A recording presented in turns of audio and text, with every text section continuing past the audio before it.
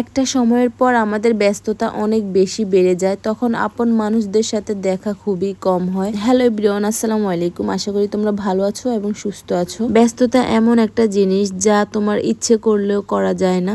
আপু সারাদিন মেয়েদের পিছনে ছুটতে ছুটতে তার কোনো সময় থাকে না হাতে, আর অন্যদিকে আমি শুয়ে বসে থেকে আমার সময়ই কাটে না। তাই আজকে আমরা সবাই মিলে বের হয়েছি একটু সময় কাটানোর জন্য।